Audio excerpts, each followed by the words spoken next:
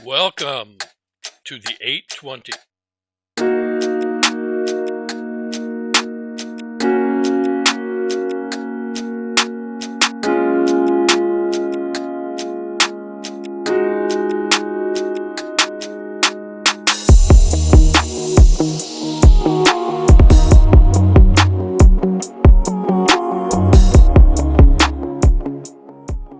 At first hearing about the Bose Einstein Condensate, you might think this is Albert Einstein in his noise-canceling Bose headset, cruising on his private jet, drinking a tropical cocktail, which of course would be the BEC, the Bose Einstein Condensate.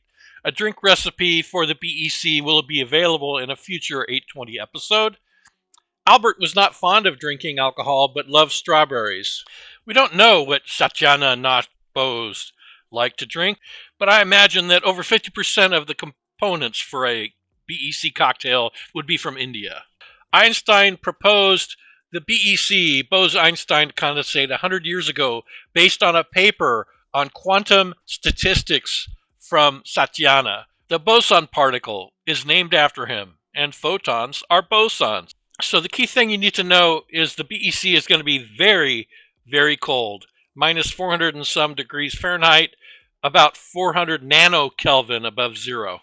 With a plasma being the hottest form of matter, the BEC is the coldest form of matter at the other end. In 1995, these two gentlemen were the first to actually see a Bose Einstein condensate. This video from the National Institutes of Science and Technology explains it.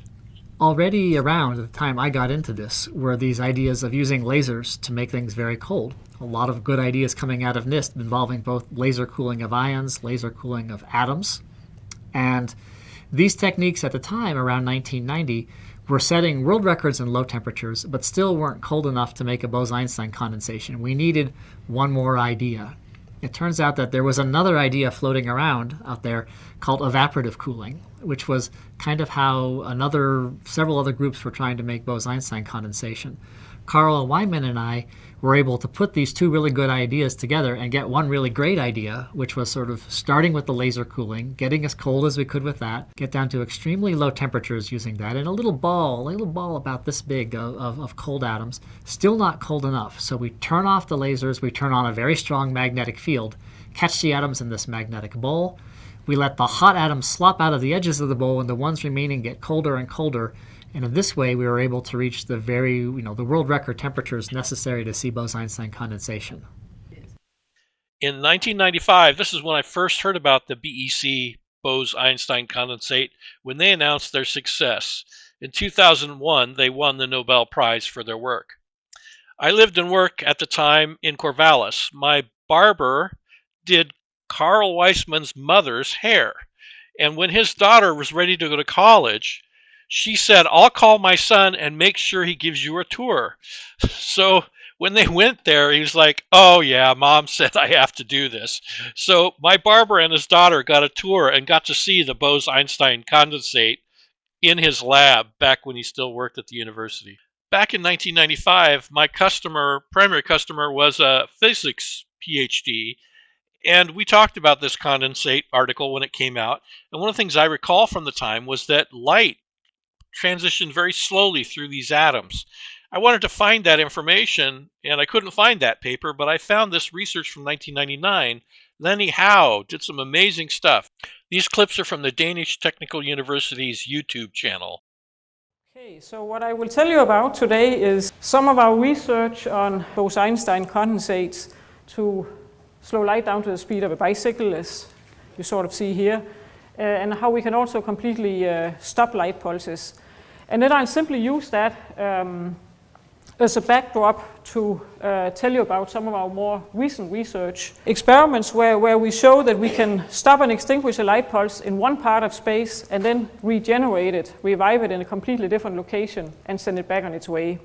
But as I already indicated, we need some really, really cold atoms for these experiments. And when I say cold, I mean nanokelvin temperatures. That's a billionth of a degree above absolute zero. And we need that to create these Bose-Einstein condensates that we use as a basis for these experiments. can guess you're not going to get to these temperatures with your kind of standard household kitchen refrigerator. We need a very special atom refrigerator. And what I show here is a sketch of what our refrigerator looks like, what it looks like. And if you look over on the side here, you see this ray-gun looking structure. That's this atom slower I mentioned to you. And if we get closer to that one, we can see the vacuum chamber at the end of the slower sitting off to the side of the optics table. And it's really that vacuum chamber where the main action takes place. And we have vacuum flanged windows everywhere on this vacuum chamber, and you can see one of them close up here. So when we laser cool, detection is really easy. We can simply just look through one of these windows and we can see the cold atoms by eye. Because during the laser cooling process, these atoms keep absorbing laser photons, and then they re-radiate spontaneously. They fluoresce, and they fluoresce yellow. So it looks like a little bright sun, freely suspended in the middle of the vacuum chamber by the laser beam. So it's a cloud, atom cloud, that's 5 to 10 millimeter in diameter. So let me just stop it right here. You might now, of course, realize that we're not, in the experiments, we're not slowing light by a factor of 2.5 or 10. We are talking factors of 10 to 100 million. So that means also that the light pulse, the typical light pulses we use, they start out being a kilometer long before it enters the atom cloud. And then they compress to only 20 microns, which is less than half the thickness of a hair. So even though our cold atom clouds are small, the light pulse ends up being even smaller. So it snugly fits within the condensate as shown here. Also, the light pulse creates an imprint in the atom cloud, really like a little holographic imprint. And the reason is exactly because of this dark state formation. You might ask, could we possibly stop light in the lab just as easily as I did here in the computer? Indeed. All we have to do is just, once the light pulse is compressed, contained within the atom cloud, we just abruptly block the coupling laser, and the light stops. In this case, we stop the light pulse for close to a millisecond. During that time, light would propagate through free space by roughly 200 miles of free space. When we turn the coupling laser off, the light pulse comes to a grinding halt, and it actually turns itself off. But the information that was in the light pulse is not lost because that was already imprinted in the atoms through that holographic dark state imprint. And that imprint simply stays frozen in the atoms. And then later, when we unblock the coupling laser, the system has all the information it needs to regenerate this light pulse, and it just moves on as if nothing had happened.